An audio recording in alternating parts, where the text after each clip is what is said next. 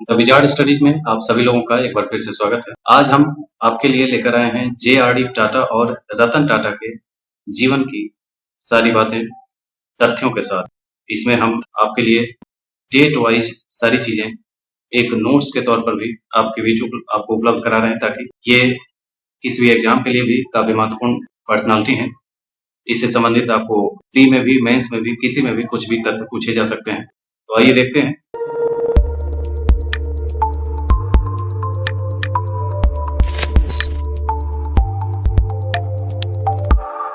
सबसे पहले जे.आर.डी. टाटा को जानते हैं कि इनका जन्म पेरिस में हुआ था। जन्म की तिथि 29 जुलाई 1904 है और इनकी मृत्यु 29 नवंबर 1993 को स्विट्जरलैंड के जिनेवा में हुआ। ये एक व्यवसायी और विमानन अग्रणी थे, जिन्होंने भारत की पहली एयरलाइन बनाई और भारत के सबसे बड़े औद्योगिक साम्राज्य टाटा समूह के नाटकीय विस्तार की देखरेख। टाटा का जन्म भारत के सबसे धनी परिवार में से एक में हुआ था, लेकिन उनकी मां फ्रांसीसी थी और उन्होंने अपना अधिकांश बचपन फ्रांस में बिताया। नतीजतन फ्रेंच उनकी पहली भाषा थी। गर्मियों की छुट्टियों के दौरान उनकी पहली मुलाकात विमानन अग्रणी लुईस ब्लेयर से हुई और इस मुलाकात ने विमानों में उनकी रुचि जगाई, जो अंततः उनके आजीवन जुनून में बदल गई। फ्रांस, जापान और इंग्लैंड में अध्ययन करने के बाद टाटा ने 1 वर्ष तक फ्रांसीसी सेना की सेवा की। उन्होंने कैम्ब्रिज विश्वविद्यालय में इंजीनियरिंग की पढ़ाई करने की योजना बनाई थी, लेकिन 1925 में टाटा परिवार के व्यवसाय में अपनी भूमिका संभालने के लिए उन्हें भारत लौटने के लिए मजबूर होना पड़ा। टाटा के परदादा द्वारा 1868 में स्थापित टाटा समूह भारत के सबसे बड़े व्यापारिक समूहों में से एक था। 1 वर्ष के भीतर ही उनके पिता की मृत्यु हो गई और टाटा ने समूह की प्रमुख कंपनी टाटा सन्स के निदेशक के रूप में अपनी जगह ली। टाटा ने 1929 में अपनी फ्रांसीसी नागरिकता त्याग दी और उसी वर्ष वह वाणिज्यिक पायलट का लाइसेंस हासिल करने वाले पहले भारतीय में से एक बने।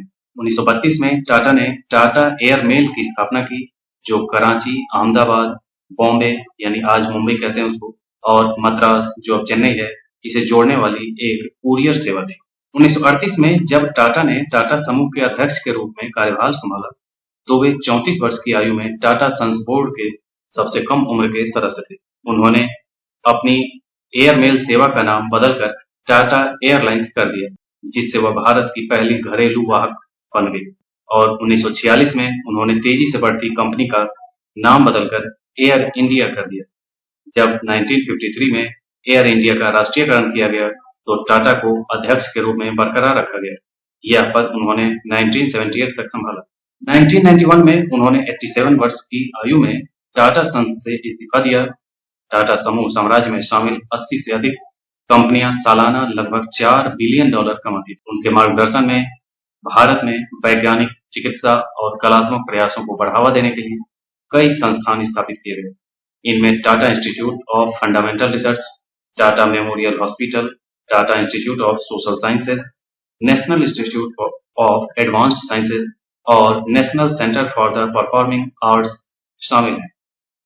वे परिवार नियोजन की शुरुआती पैरोकारों में से एक थे और 1971 में उन्होंने फैमिली प्लानिंग फाउंडेशन की स्थापना की। टाटा को कई पुरस्कार मिले, जिनमें पद्म विभूषण 1957, विमानन के लिए डैनियल गुगेनहेम पदक 1988 और संयुक्त राष्ट्र जनसंख्या पुरस्कार 1992 शामिल। 1992 में उन्हें भारत का सर्वोच्च नागरिक सम्मान भारत रत्न दिया गया। इसके बाद जो इस परिवार के दूसरे महत्वपूर्ण व्यक्ति हैं, वो अभी जीवित हैं, रतन टाटा, जिनका नाम है रतन नवल टाटा। इनका जन्म 28 दिसंबर 1937 को बॉम्बे प्रेसिडेंसी के बॉम्बे में, यानी कि आज के मुंबई में, ब्रिटिश भारत में हुआ था, क्योंकि 1937 में ब्रिटिश भारत कहा जाता था। ये कार्नेल विश्वविद्यालय से B.Arch किए। व्यवसाय के तौर पर ये उद्योगपति, परोपकारी और निवेशक हैं। पदवी इनकी टाटा सन्स और टाटा समूह के मानद अध्यक्ष के रूप में है। कार्यकाल इनका टाटा समूह के अध्यक्ष के रूप में 1991 से 2012 और फिर दोबारा 2016 से 17 के बीच इन्होंने कार्यकाल अपना संभाला था।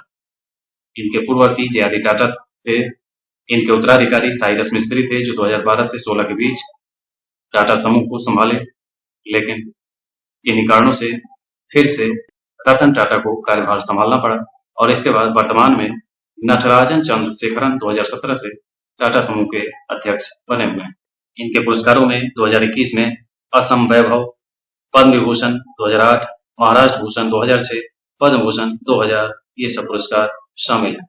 बचपन से देखें तो रतन टाटा का जन्म 28 दिसंबर 1937 को नवल टाटा और सोनू टाटा के घर में। उनका एक भाई जिमी और एक सौतेला भाई नोएल टाटा है। जब रतन टाटा 10 साल के थे तब इनके माता पिता अलग हो गए। दोनों भाइयों का पालन पोषण उनकी दादी नवाज बाई टाटा ने किया। इनकी शुरुआती स्कूली शिक्षा मुंबई के कैंपियन स्कूल और जॉन कॉनन स्कूल में हुई। उन्होंने कार्नेल यूनिवर्सिटी यूएसए से स्ट्रक्चरल इंजीनियरिंग के साथ आर्किटेक्ट में अपनी डिग्री प्राप्त की और 1975 में इन्होंने हार्वर्ड बिजनेस स्कूल में एक उन्नत प्रबंधन कार्यक्रम पूरा किया। 1962 में वे टाटा सन्स में शामिल हो गए, जहां उन्होंने फ्लोर पर काम किया। यह एक कठिन और मुश्किल काम था, लेकिन उन्होंने पारिवारिक व्यवसाय के बारे में अनुभव और समझ हासिल। 1971 में उन्हें Nelco national radio and electronics company limited के प्रभारी निदेशक बनाया गया। कंपनी वित्तीय संकट के दौर से गुजर रही थी। रतन टाटा ने बेहतर उपभोक्ता इलेक्ट्रॉनिक्स डिवीजन बनाने के लिए कड़ी मेहनत की, लेकिन आर्थिक मंदी और यूनियन के मुद्दों के कारण वे सफल नहीं हो पाए। 1977 में उन्हें एम्प्रेस मिल्स में स्थानांतरित कर दिया गया, जो टाटा समूह की एक और संघर्षरत इकाई थी।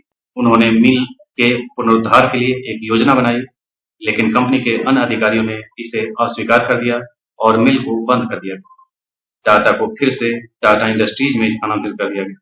1991 में जेआरडी टाटा ने रतन टाटा को टाटा समूह का अध्यक्ष नियुक्त। जिम्मेदारियों को संभालने की उनकी क्षमता को लेकर चिंता के बीच अन्य अधिकारियों की ओर से आपत्तियां थी। टाटा समूह के शीर्ष पर आने के बाद रतन टाटा ने संगठन की समग्र स्थिति में सफलतापूर्वक सुधार किया। उन्होंने प्रभाग के प्रबंधन और दृष्टिकोण को संशोधित किया और लाभांश बढ़ाने में भी कामयाब रहे। इस अवधि के दौरान वे व्यापार और उद्योग पर प्रधानमंत्री की परिषद के सदस्य भी थे। वे एशिया प्रशांत नीति के लिए RAND के सलाहकार बोर्ड में भी थे। वे भारत के एड्स पहल कार्यक्रम के एक सक्रिय सदस्य हैं। वे मित्सुबिशी कॉर्पोरेशन के अंतर्राष्ट्रीय सलाहकार board, JP Morgan Chase, बूज Elon Hamilton और अमेरिकन इंटरनेशनल ग्रुप के सदस्य भी।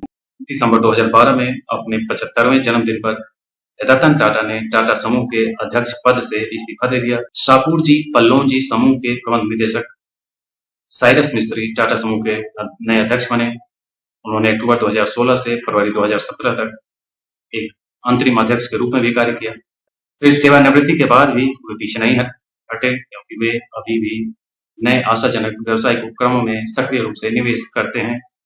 वे एक समर्पित परोपकारी व्यक्ति हैं और देश के विभिन्न धर्मार्थ कार्यों में महत्वपूर्ण योगदान देते हैं। रतन टाटा को कई सारे पुरस्कार मिले, जिसमें भारत सरकार का जो तीसरा सर्वोच्च सम्मान है पद्म भूषण, जिसे 2000 में दिया गया था। ओरिएंटल रिपब्लिक ऑफ उरुग्वे का पदक उरुग्वे सरकार द्वारा 2004 में दिया गया। अंतर्राष्ट्रीय विशिष्ट उपलब्धि पुरस्कार पी नाई प्रिथ इंटरनेशनल 2005 में दिया गया। London school of economics and political science की मानद फेलोशिप 2007 में दी गई। पद्म विभूषण भारत सरकार का दूसरा सर्वोच्च सम्मान 2008 में दिया गया। इटालियन गणराज्य के ऑर्डर ऑफ मेरिट के ग्रैंड ऑफिसर का पुरस्कार इटली सरकार द्वारा 2009 में दिया गया। मानद knight commander of the order of the British Empire United Kingdom की उपाधि 2009 में दी गई। Oslo business for peace award business for peace foundation द्वारा 2010 में दिया गया और order of the British Empire का मानद नाइट ग्रैंड क्रॉस 2014 में इन्हें दिया गया था। इस प्रकार के और भी कई सारे पुरस्कार हैं, लेकिन ये बड़े-बड़े जो मेन पुरस्कार हैं वो टाटा को कई सारे पुरस्कार से नवाजा गया है। तो ये भारत के वास्तविक रत्न कहे जा सकते हैं। जेआरडी टाटा की तरह ही इनकी भी उपलब्धियां कम नहीं। तो ये था आज का जेआरडी टाटा और रतन टाटा से जुड़े हुए सारे तथ्य। इसी प्रकार से अन्य वीडियो में हम फिर मिलेंगे। आज के लिए इतना ही। धन्यवाद।